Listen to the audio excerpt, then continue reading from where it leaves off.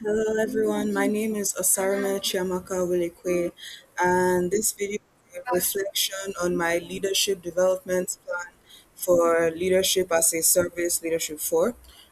So, when I first began the leadership courses, I believed that leadership was mainly about confidence and visibility and basically being a person who is in charge.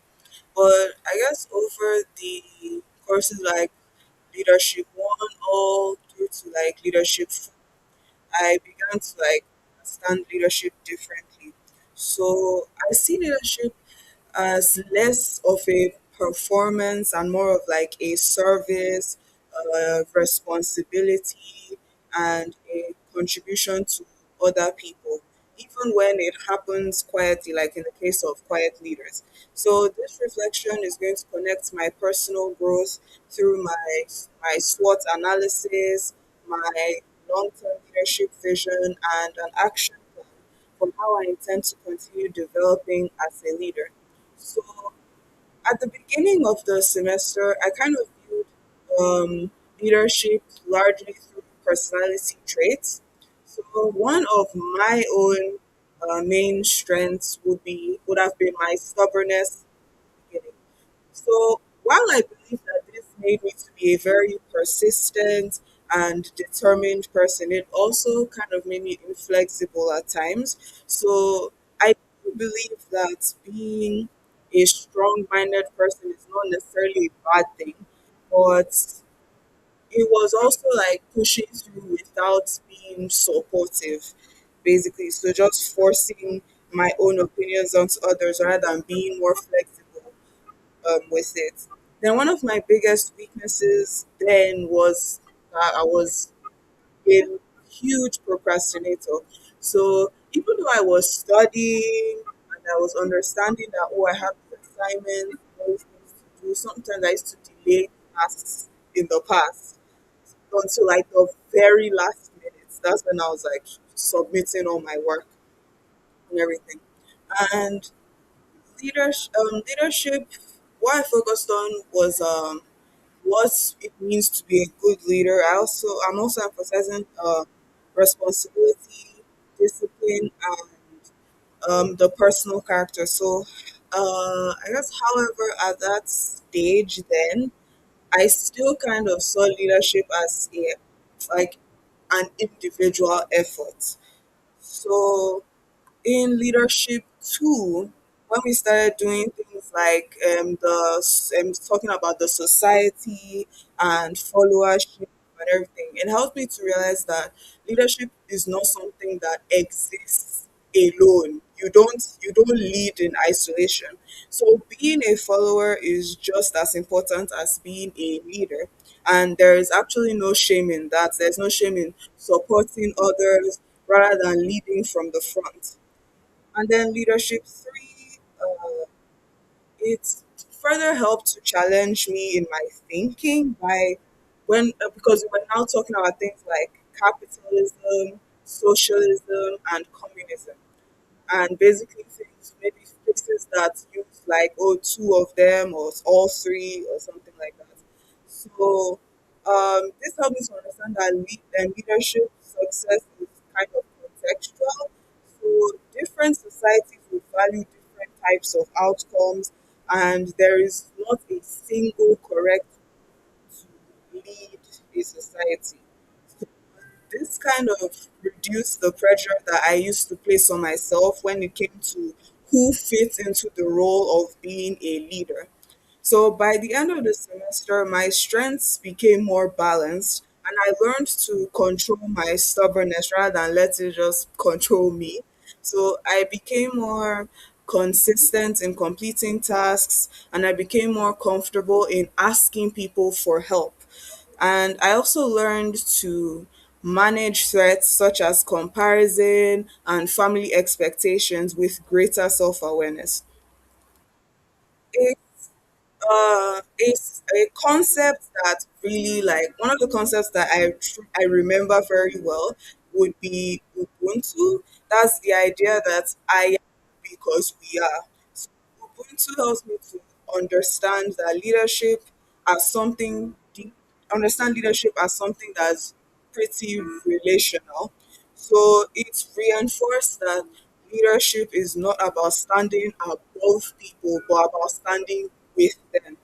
And the concept aligned closely with my natural like inclination towards the quiet leadership, because I'm not someone that enjoys being in the spotlight, like being in front of people and speaking and all that in general. So through this course, I've learned that this does not actually just these traits don't technically disqualify from leadership. And instead, it allows me to still contribute through support and consistency and service rather than, being able to others that, oh, I'm doing this thing. So, looking back at age 70, I guess, what do I imagine myself doing at age 70? Yes, I do not see myself as like a loud or highly visible leader. I kind of see myself as someone who has, I guess, a life that's kind of rooted in quiet services and responsibilities. So, honestly speaking, I imagine around that age, I expect myself to be retired, but that's like, another thing. But I would still actively involve myself in like supporting, I guess, the youth or mentoring the younger generation.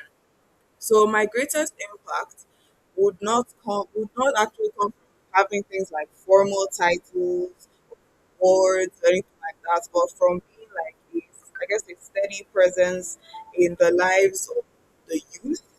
And I imagine I imagine being someone who would encourage other people and would help them to be more accountable in their actions, and would also like support their growth. And even when it requires emotional effort, I would try my best. So I'm a very antisocial person. So I learned that leadership does not actually require constant people interaction. Like it just requires you being reliable, sincere, and also being willing to show up when people need you. And if people would remember me as a person helps them to become a better version of themselves, then I would say that that means that I've technically built a legacy. Then where I'm going next. So as we're finishing this leadership four course and leadership as a whole, I recognize that my own leadership journey is still ongoing. So there are many different types of like I guess skills that I feel like I need to strengthen and basically do better in. For example, one of them would be being a better like active listener. So I tend to internalize my thoughts rather than saying them outward. So this kind of limits my understanding or limits people's understanding when it comes to me. So I plan to practice um, reflectively listening and then also seeking feedback to ensure that other people and myself would feel heard and understood.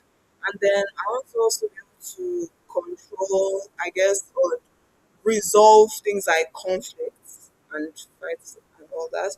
So I don't know necessarily. I don't really have any issues with conflict because sometimes it is good when people butt heads, but I tend to avoid it in general because I'm more of someone who just says what needs to be said, regardless of how the other person might feel. So I guess leadership one kind of emphasized on responsibility, and it included that we should address issues more constructively. So I need to learn how to not be that mean when it comes to resolving conflicts with people or with people. And then another I guess trying to work on is, I guess, accountability. So this is something that I'm already kind of doing. I'm very like, I've done something wrong, I've done something wrong. And I prefer it when people tell me if I've done something wrong because I'm not someone who is going to deal with that you keep things in and you don't say anything about it. So I guess another thing would be time management and also leading with empathy.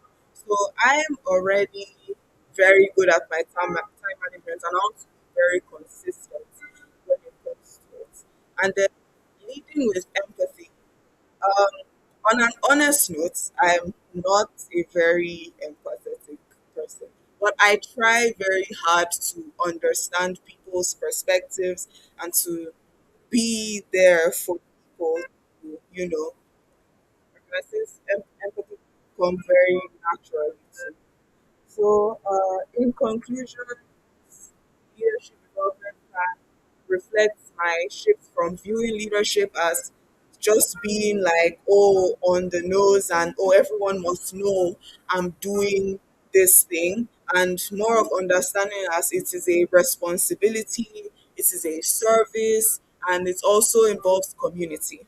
And through all the leadership courses we've done, I really like the concepts of followership and quiet leadership.